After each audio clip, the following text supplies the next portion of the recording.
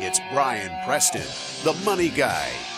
Let's actually walk people through what is the way that you can automatically start creating riches and wealth for yourself without even really trying and wasting those calories. Now, we've talked about technology and sort of this influx of technology. It's kind of changed the game, right? Investing for folks today, approaching investing for the first time or beginning to think about saving is very much different, I think, than probably the world that your parents saw, right? Yeah. There have been introductions of really amazing tools that are at our disposal that we can use that can help keep us on that straight and narrow. And one of the ones that we talk about all the time, one of the ones we often mention on the show, and we often mention when we do speeches, when we do presentations, are target retirement funds.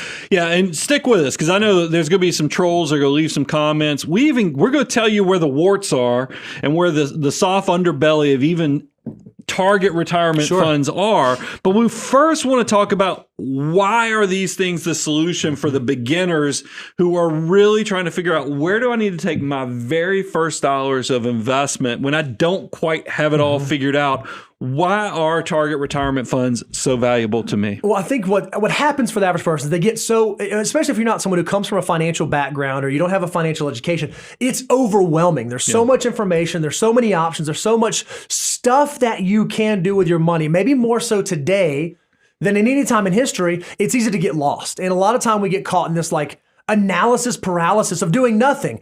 I don't know what a Roth IRA is. I don't know what a mutual fund is. I don't know any of these things. So I'm just going to put it in my savings account. I'm going to put it in the thing that's safe, that's comfortable, that I know, rather than actually getting my dollars to work for you. And one of the things that we say, Brian, that we love about target retirement funds is that they way simplify things where there's really only two questions that you need to be able to answer to take advantage of these.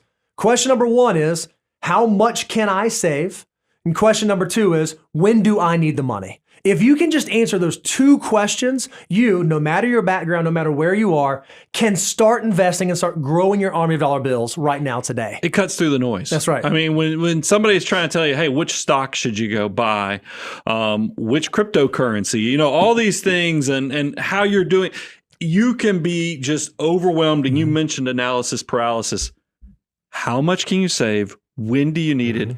Brings that piece of this is what I need to focus on. This is the way of how I do this to be the most productive without wasting the horsepower of your brain so you can actually start building your income and the other things that matter in the background and start the positive behavior of wealth creation. So they simplify the thought process down to those two questions, and then they kind of take the ball and start running with it. So one of the reasons we as professional financial advisors, as capital allocators, helping people choose where to put their money and how much to put in each pot, is we like that one of the things that target retirement funds bring to the table is broad diversification in a very simple manner. We just wanted to show a few examples of this. If you look at the Fidelity 2045 fund, right? So that's just go to Fidelity. It's their fund that is targeted for funds that need to be utilized in the year 2045.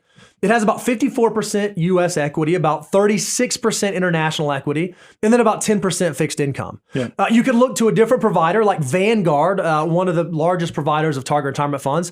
They're at 52% equity, 34% international, 14% fixed. Or you can look at Charles Schwab, a third option, 56% U.S. equity, 29% international, 15% fixed.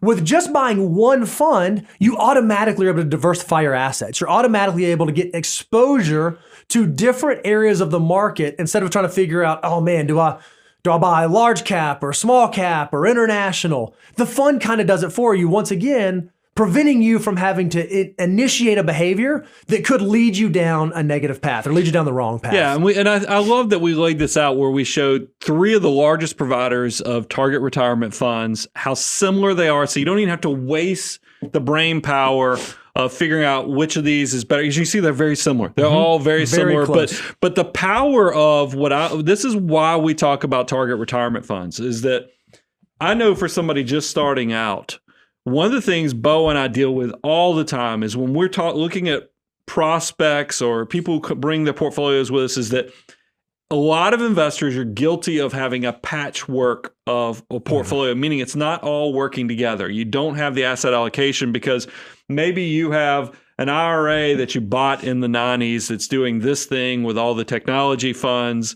You've got another one in the mid 2000s that, was taking advantage of some of the real estate stuff, but none of them are all working together. And that's the problem, is that a 20-year-old version of yourself is going to have a completely different investment path than the 65-year-old version of yourself. But that's where you get a lot of complications that I think a beginner doesn't need to be worrying themselves about. They need to figure out, how can I save and how can I get more working?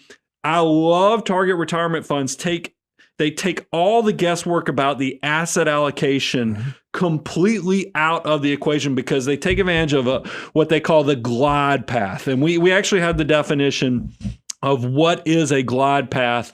Bo, you always do a much better job of reading or giving the definitions. Talk to them about, from a CFA's perspective, what is a glide path? Yeah, so a glide path is an investment strategy that adjusts the mix of investments you hold over time, aiming to reduce risk as you age. It's exactly what you said, Brian. A 20-year-old's portfolio should likely look different than a 65-year-old's portfolio.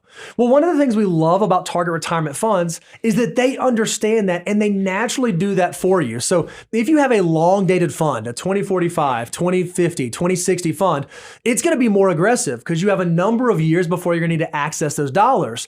But as you move through time, that portfolio, that fund will get more conservative for you. Again, that way what you can focus on are those same two questions. When do I need the money? How much can I save? When do I need the money? How much can I save? And it will do the rest for you. It will actually glide along the correct path from where you are today to where you want to be when you need to access these funds. Well, we even had Daniel pull together a visual of what a glide path looks like over, and the ranges from age 20 all the way out to age 75. I'll describe it for those that are out there listening to the audio on the podcast side of things. It's very easy to see the aggressive, the risk-on type assets when you're in your 20s with these target retirement funds. It's going to be aggressive too. It's not uncommon to see. I mean, in this example here for the 20-something, you can see U.S. equity is 50 to 60%. International is going to be probably close to 30%. So you see 90% of your money is aggressive. That's right. It's going to work. But yet, when you fast forward out to 75, you can see that glide path, just like the name implies, that it's much different. We've essentially flipped it over to where now 30% is in the risk assets and the other 70%, or, more of a 50-50 split, because I think they're probably taking advantage of some of the research about safe withdrawal rates and other things where you still do want to have 50% of your money, even if you are living off of it, working for you. This does a lot of the heavy lifting for you. And that's what makes these so tremendously valuable.